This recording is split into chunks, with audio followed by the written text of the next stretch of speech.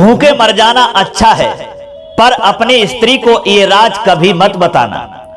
एक हंस की ज्ञानवर्धक बात। नमस्कार दोस्तों, स्वागत है आप सभी दर्शक भाइयों का पुनः हमारे YouTube चैनल दर्पण ज्ञान गंगा में। प्रिय दोस्तों, आज की वीडियो में जो हम कहानी आपको सुनाने के लिए जा रहे हैं, ये कहानी आपके लिए बहुत ही शिक्षाप्रद और मोटिवेशनल है। ये कहानी आपके लिए एक नई जानकारी और बहुत अच्छी सीख देकर के जाएगी। मित्रों, इस कहानी में आज का विषय है, आज की चर्चा है, यदि आपके भूखों से प्राण निकल रहे हैं, आप भूखे मर रहे हैं तो मर जाइए, लेकिन ये राज अपनी स्त्री को कभी मत बताना। दोस्तों, वह कौन सा राज है जो अपनी स्त्री के लिए नहीं बताना चाहिए? आइए इस कहानी के माध्यम से आपको समझाने का प्रयास करेंगे कि कौन सा राज है, कौन सी ऐसी बात है जो अपनी पत्नी के लिए कभी नहीं बताना चाहिए। मित्रों, अगर आपको ये राज के बारे में जानना है तो आपके लिए हमारी कहानी को पूरा ही सुनना पड़ेगा, वीडियो को पूरा ही देखना पड़ेगा, बिना स्किप किए हुए। यदि आपने बिना स्किप किए हुए हमारी वीडियो को पूरी तरह से देखा और कहानी को सुना, तभी आपको पूर्ण तरीका से ये जानकारी मिल पाएगी कि कौन सी बात, कौन सा राज अपनी स्त्री के लिए नहीं बताना चाहिए। इसलिए कहानी को पूरा ही सुने। और यदि आप हमारे चैनल पर नए मेहमान दर्शक बनकर के आए हैं, आपने अभी तक हमारा चैनल भी सब्सक्राइब नहीं किया है, तो कहानी सुनने के साथ साथ आपसे निवेदन करता हूं कि आप हमारे चैनल को भी सब्सक्राइब जरूर कर लेना और बेल आइकन घंटी को भी अवश्य दबा देना, क्योंकि आपका एक सब्सक्राइब हमारे लिए बहुत महत्वपूर्ण है। तो चलिए दोस्तों, बिना विलंब करते हुए अब सीधे इस कहानी की ओर बढ़ते हैं और जानते हैं वो राज जो अपनी पत्नी के लिए कभी बताना नहीं चाहिए। प्रिय दोस्तों, एक समय की बात है, एक राज्य था और उस राज्य में एक गरीब किसान रहता था, गरीब मजदूर रहता था। जैसे तैसे उसका गुजारा चल रहा था। उसकी पत्नी भी थी। एक दिन पत्नी ने कहा कि कहीं दूसरे राज्य में चले जाओ, कहीं मजदूरी कर लो, थोड़ा सा पैसा कमा लाओ, जिससे हमारे घर का गुजारा हो सके। दोस्तों, वह किसान जो था मजदूरी करने के लिए अपने घर से बाहर निकल देता है, दूसरे राज्य के लिए जाने लगा। चलता हुआ चला गया। एक जंगल में जब पहुंचा है तो चलते चलते वह थक चुका था। उसने एक पीपल का वृक्ष देखा, जो विशाल पीपल का वृक्ष था और उसकी बहुत सुंदर छाया थी। उसने विचार किया, चलो थोड़ी देर यहां बैठ करके आराम कर लेते हैं, उसके बाद फिर आगे चलते हैं। दोस्तों, वह आराम करने के लिए उसी पीपल के वृक्ष के पास में बैठ गया। किसान लेट गया, आराम से लेटा हुआ था और उसकी नजर पीपल के वृक्ष के ऊपर थी।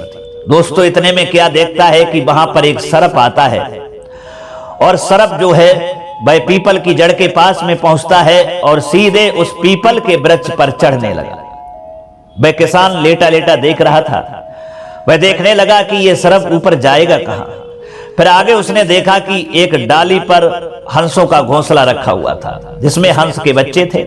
उसने अपना दिमाग दौड़ाया और सोचा, यह सर्प हंस के बच्चों को खाने के लिए जा रहा है, लेकिन मैंने इसे देखा है और मेरा फर्ज है कि इन बच्चों की रक्षा करना। दोस्तों, वह किसान उठता है और उस सर्प को मार देता है और मार करके उसी पीपल के वृक्ष के पास में नीचे डाल देता है। आराम से फिर लेट जाता है। इस तरह से उसने हंस के बच्चों की रक्षा कर ली। थोड़ी देर के बाद में क्या होता है कि हंस आते हैं और हंस आए और उन्होंने अपने माता पिता को जब देखा तो सारी बात बता दी और कहा है कि जो ये मुसाफिर लेटा हुआ है, इसने ही हमारी जान बचाई है। अगर ये हमारी जान नहीं बचाता, वो सर्प मरा पड़ा हुआ है, ये मुसाफिर अगर उस सर्प को नहीं मारता तो आज हम इस दुनिया में नहीं होते। इसके हम एहसान बंद हैं। दोस्तों, अपने बच्चों के द्वारा सारी जानकारी मिलने के बाद में वह हंसों का जोड़ा जो था वह किसान के पास में नीचे पहुंचता है और पूछा है कि हे मुसाफिर, आप कौन हैं, कहां जा रहे हैं? तब वह किसान कहने लगा कि मैं एक गरीब किसान हूं, मजदूरी करने के लिए दूसरे राज्य में जा रहा हूं, मेरा सही तरीका से गुजारा नहीं चल पा रहा है। हंसों का जोड़ा कहने लगा, ठीक है, आपसे चाहूंगा आप हमारे यहां पर रहें और मैं ऐसे वैसे कोई हंस नहीं है, मैं मोती ही खाता हूं और जब मैं फ्रेश होता हूं यानी लैट्रिन भी करता हूं तो भी मोतियों की ही करता हूं।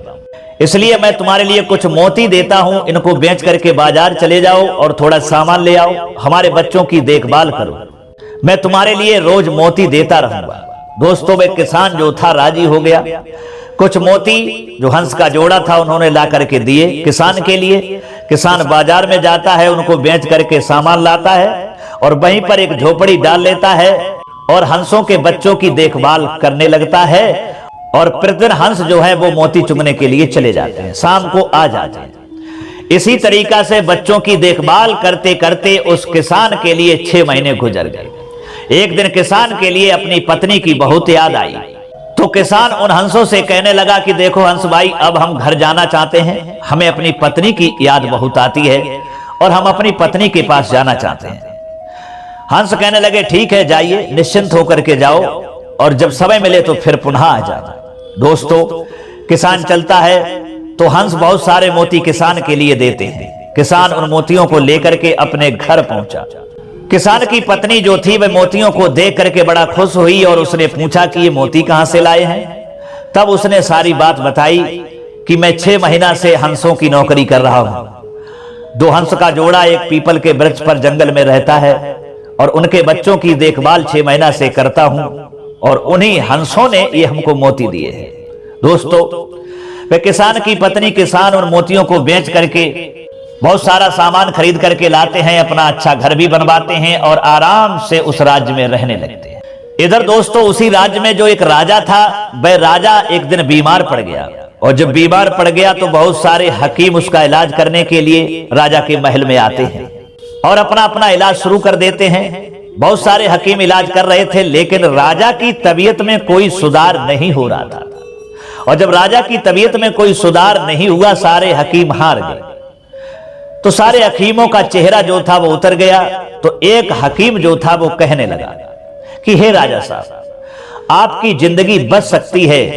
राजा बोला वो कैसे बचेगी, बताइए।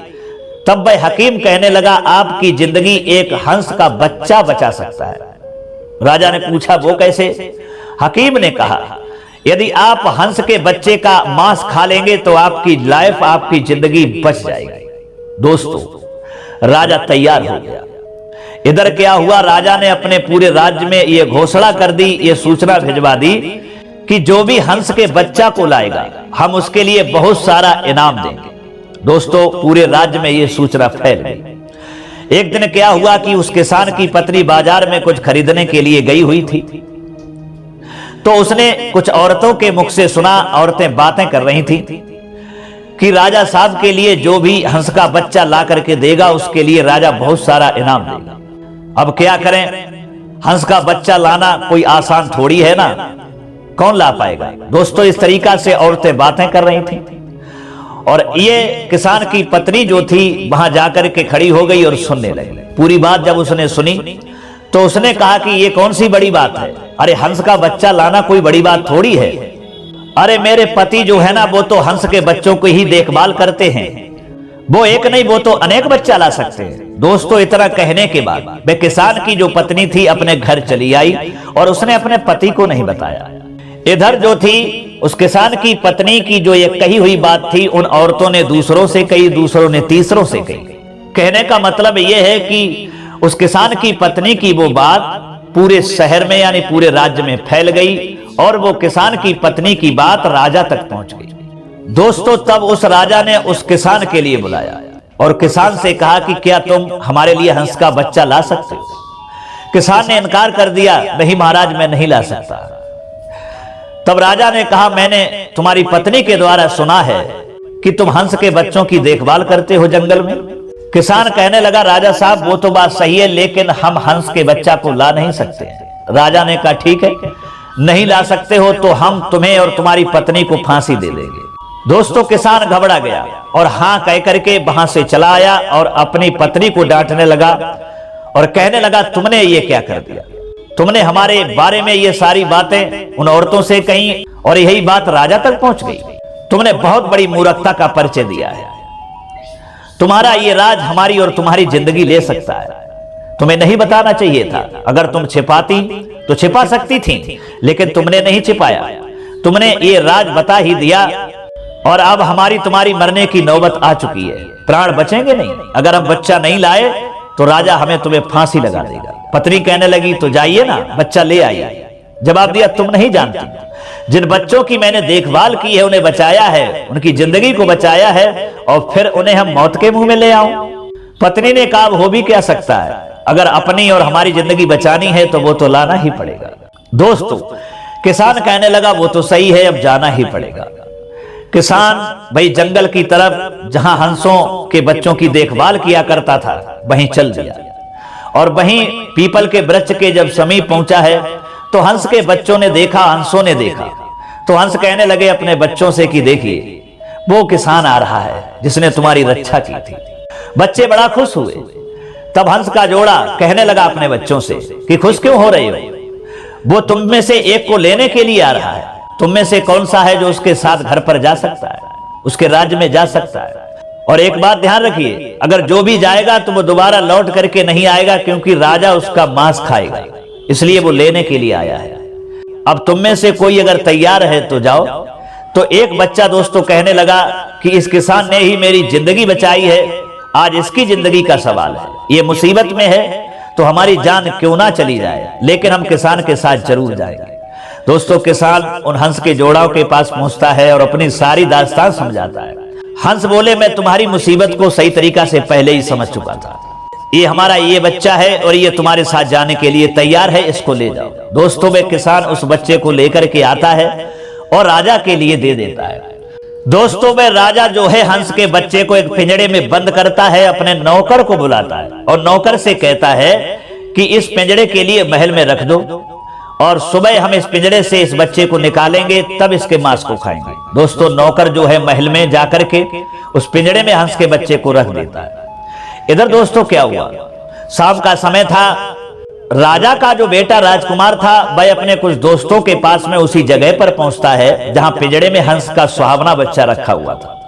राजकुमार अपने दोस्तों के साथ में वहां जाकर के बच्चे को देखने लगता है। तो एक दोस्त कहता है राजकुमार से, इस बच्चे के लिए थोड़ा बाहर निकालिए, क्योंकि बाहर निकालेंगे तभी ये पूरी तरह से दिख पाएगा, सही तरीका से दिख नहीं रहा है। दोस्तों, राजकुमार जो था उसने क्या किया, उसने पिंजड़ा को खोला उसको निकालने के लिए, और जैसे ही पिंजड़ा को खोलता है तो वह हंस का बच्चा वहां से सीधे उड़ करके भाग जाता है। जाकर के सूचना राजा को मिली कि राजकुमार ने हंस के बच्चा को पिंजड़ा खोल करके निकाल दिया, भगा दिया। दोस्तों, राजा को बहुत क्रोध आया। राजा ने राजकुमार के लिए बुलवाया और कहा कि तुमने हंस के बच्चा को क्यों भगा दिया।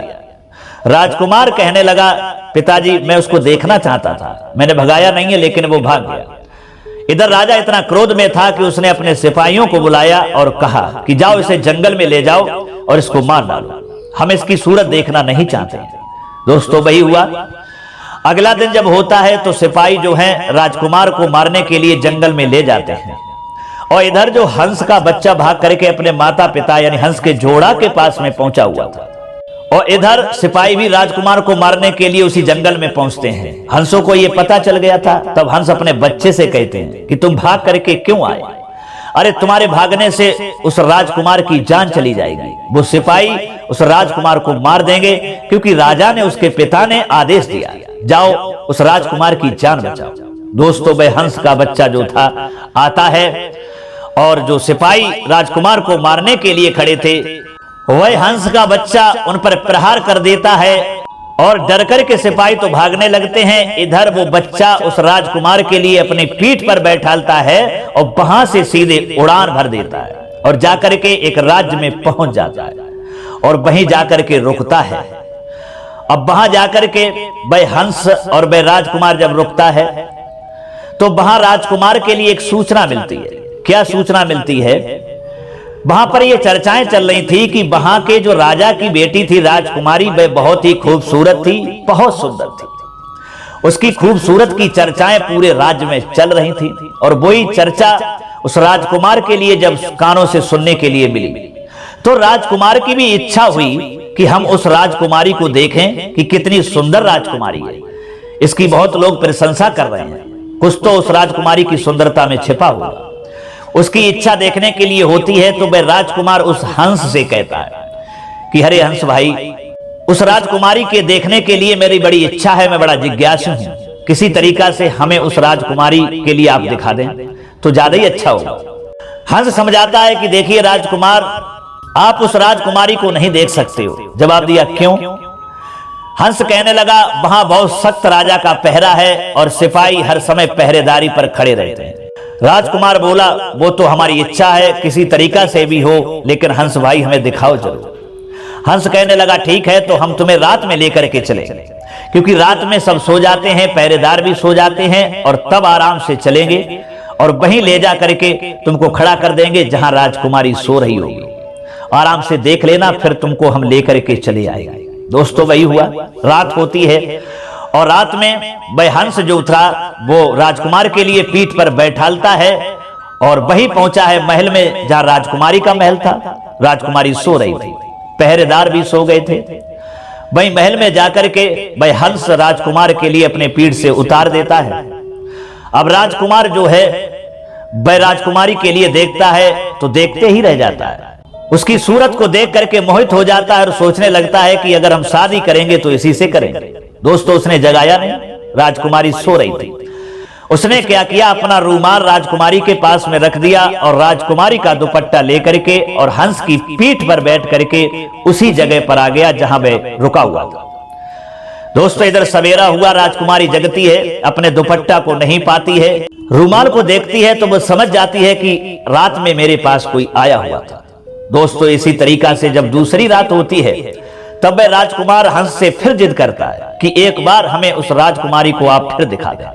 हंस समझाता है, लेकिन राजकुमार नहीं मानता है। राजकुमार कहने लगा, देखेंगे जरूर। तब हंस रात में पीठ पर बैठालता है और उसी जगह पर पहुंचा देता है जहां राजकुमारी सो रही थी, पहरेदार भी सो रहे थे। राजकुमार जाता है और राजकुमारी के पास में बैठ जाता है और बड़े ध्यान से उसकी सूरत को, उसकी सुंदरता को देखने लगता है। इधर दोस्तों अचानक जो है राजकुमारी की आंख खुल जाती है, वह उठ जाती है। जब सामने राजकुमार को देखती है तो पूछती है, तुम क्या रात में कल तुम ही आए थे? जवाब दिया, हाँ मैं ही आया था। राजकुमारी ने कहा, क्यों आए थे? तब राजकुमार बोला, मैं तुम्हारी सुंदरता पर दीवाना हो चुका हूं, मैं तुमसे विवाह करना चाहता हूं, तुम्हारे बगैर रह नहीं सकता। राजकुमार की बात को सुनकर के तब राजकुमारी ने पूछा, आप हैं कौन, कहां से आए हैं? तो दोस्तों राजकुमार अपनी सारी कहानी सुनाता है, सारी दास्तान सुनाता है। फिर वह राजकुमारी राजकुमार पर भी मोहित हो गई, उसको पसंद करने लगी। शादी की बात जब राजकुमार ने दोबारा कही तब राजकुमारी ने कहा, आपसे हमारे पिताजी शादी नहीं करेंगे, लेकिन एक तरकीब है, हम तुम्हारे साथ भाग चलती हूं और कहीं दूसरी जगह चल करके शादी कर लेंगे, आराम से रहेंगे। दोस्तों वही हुआ। फिर वह राजकुमार अपनी राजकुमारी को लेकर के हंस की पीठ पर बैठ जाते हैं और वहां से हंस उड़ देता है और बहुत दूर निकल जाते हैं और जाकर के एक राज्य में अपना घर बना लेते हैं, वहीं रहने लगते हैं। दोस्तों इस तरीका से वह राजकुमार और राजकुमारी रह रहे थे। वहीं पर राजकुमारी ने राजकुमार से विवाह कर लिया, अपनी पत्नी बना लिया, आराम से रह रहे थे। एक दिन क्या होता है कि उस राजकुमार के घर में आग लग जाती है और उस आग के बुझाने के चक्कर में उस हंस का एक पर जो था यानी पंख था वो जल जाता है। तब हंस ने कहा कि देखिए राजकुमार, आप अपने घर जाइए, आपके पिता आपसे कुछ नहीं कहेंगे, आपको मारने का प्रयास नहीं करेंगे, आपको देखेंगे अपनी बहू के साथ में तो अपना लेंगे। हमारा भी पंख जल चुका है और जब हमारा पंख उग जाएगा तब हम आपसे मिलने के लिए जरूर आएंगे। दोस्तों हंस की बात को मान करके वह राजकुमार अपनी राजकुमारी को लेकर के अपने महल में अपने पिता के यहाँ चल देता है। चलते चलते एक नदी के पास में पहुंचा। नदी के पार करने हेतु एक नाविक को बुलाता है और उस पर बैठ करके वह राजकुमार और राजकुमारी नदी को पार करने लगते हैं। और जब नाव बीच मझधार में पहुंचती है तो वहां पर क्या देखा कि राजकुमार देख रहा है कि एक चूहा नाव पर चढ़ रहा है और वह नाविक जो था यानी मल्ला था उसको हटा देता है। कई बार उस चूहा को नाविक ने हटाया तो राजकुमार कहने लगा, अरे ये बेचारा जल में मर जाएगा, ये अपने प्राणों की रक्षा करने के लिए इस नाव पर चढ़ रहा है, आप इसको चढ़ाना। दोस्तों तब नाविक ने उसको चूहे को चढ़ने दिया और चूहा जैसे ही ऊपर चढ़ता है वो नाव में अंदर जाकर के छिप गया। थोड़ी देर के बाद में क्या देखते हैं कि नाव के भीतर पानी आने लगा, यानी चूहा ने उस नाव के अंदर छेद कर दिया था और पानी आ गया। और पानी जब आया तो नाव डूबने लगी और नाव जब डूब गई तो राजकुमार और राजकुमारी उसी जल में बह गए। राजकुमार भी बहता हुआ बहुत दूर चला जाता है और राजकुमारी भी उस जल में बहती हुई एक राजा के बगीचा के पास में जाकर के लग जाती है, बेहोश पड़ी थी। इधर दोस्तों क्या हुआ, उस बाग का माली यानी बगीचा का माली वहां पहुंचता है, एक सुंदर लड़की के लिए देखता है तो राजा को सूचना देता है। राजा वहां जाता है और उस सुंदर लड़की को उठवा करके अपने महल में ले जाता है, उसका इलाज करवाता है। और कुछ दिन के बाद में जब वह लड़की सही हो जाती है, अपने सामने एक राजा को पाती है। तब राजा ने उसकी सुंदरता को पहले से ही देख रखा था, राजा उससे विवाह करना चाहता था। राजा कहने लगा, तुम्हारा भी कोई नहीं है और हम तुमसे विवाह करना चाहते हैं, तुम हमारी रानी बन जाओ। दोस्तों, राजकुमारी बुद्धिमान थी। राजकुमारी ने विचार किया, अगर हम इससे मना करते हैं कि हम तुमसे विवाह नहीं करेंगे तो ये राजा हमें जो है अपने घर से निकलवा देगा। इसलिए उसने राजा को नहीं बताया कि मैं पहले से ही शादीशुदा हूं। उसने कहा कि ठीक है, मैं शादी कर लूंगी, लेकिन थोड़े दिन की मोहलत दीजिए, उसके बाद करूंगी। दोस्तों, राजा तैयार हो गया। इधर वह राजकुमारी थी, वह राजा के यहाँ रोज गरीबों को भोजन खिलाने लगी। दोस्तों, एक दिन क्या होता है कि जो उसका पति राजकुमार था, विपत्ति का मारा हुआ उसी जगह पर भोजन की तलाश में पहुंच जाता है। और जैसे ही जाकर के वहां पहुंचा, राजकुमारी भोजन खिला रही थी गरीबों के लिए, और उसने अपने राजकुमार को पहचान लिया तो उसकी आंखों में आंसू आ गए। फिर उसने अलग में यानी एकांत में अपने राजकुमार के लिए बुलाया और सारी बात बताई और कहा कि आप आराम से यहां रहिए और जब मौका मिलेगा तब हम भाग चलेंगे। राजकुमार सहमत हो गया। दोस्तों, में राजकुमार भी उसी राजमहल में नौकर बनकर के रहने लगा और राजकुमारी की सहायता करने लगा, मजदूरों के लिए यानी गरीबों के लिए खाना परोसने लगा। इधर दोस्तों, अब क्या किया है राजकुमारी ने कि कुछ दिनों के बाद में चिड़ियों को दाना चुगाना राजकुमारी ने आरंभ कर दिया। और चिड़ियों को दाना राजकुमार के साथ में प्रतिदिन चुगाती है, लेकिन उस राजा को नहीं मालूम है कि ये राजकुमार है, इसका पति है। वह तो उस राजकुमार के लिए उसका नौकर समझती है। दोस्तों, कई दिन हो गए दाना चुगाते चुगाते पक्षियों के लिए, उस राजकुमारी के लिए। एक दिन क्या होता है कि भाई हंस दाना चुगने के लिए वहां आ जाता है और जैसे ही हंस आया तो राजकुमार ने उस हंस के लिए पहचान लिया। अब उस हंस का पंख भी उगाया था। हंस पूरे तरीका से उड़ान भरने के लिए सक्षम था। जब राजकुमार और राजकुमारी ने अपने हंस के लिए देखा तो उनके आंखों में आंसू छलक आए। फिर राजकुमार ने सारी बात बताई कि इस तरीका से हम यहाँ पर हैं, राजा को नहीं मालूम है कि हम पति पत्नी हैं। हंस कहने लगा, आप लोग चिंता मत करें, आज रात में जब ये सब सारे सो जाएंगे तब हम अपने पीठ पर बैठा करके तुमको तुम्हारे पिता के घर पर पहुंचा देंगे। दोस्तों, वही हुआ। जब रात होती है तो राजा, पहरेदार, सिपाही लोग सब सो जाते हैं और जब सब सो गए तो हंस ने राजकुमारी को पीठ पर बैठाला और सीधे वहां से उड़ान भर दी और सीधा उस राजकुमार के यहाँ महल में पहुंच गया और वहां उनके लिए पीठ से उतार दिया। और जाकर के हंस सहित वह राजकुमार अपनी पत्नी के साथ में अपने पिता राजा से मिला, सारी बात कही है। राजा बड़ा खुश हुआ, अपने बेटा को गले से लगा लिया और कहा कि बेटा क्षमा करना। उस हंस से भी क्षमा मांगी। तब राजकुमार ने कहा, पिताजी, ये वही हंस है जिसको आप खाने के लिए जा रहे थे, जिसका आप मांस खाना चाहते थे। इसने हमारी रक्षा की है, इसने हमें बचाया है। तो दोस्तों, राजा बड़ा खुश होता है और उसी हंस से बार बार क्षमा मांगता है। फिर हंस जो है वहां से उड़ता है, अपने माता पिता के पास में पहुंच जाता है और वह राजकुमार अपनी पत्नी के साथ में अपने महल में पिता के यहाँ रहने लगता है और वह राजा अपनी बहू और अपने बेटा के लिए खुश होकर के अपना लेता है। इस तरीका से वह राजकुमार और वह राजकुमारी अपने ही महल में, अपने पिता के महल में रहने लगे।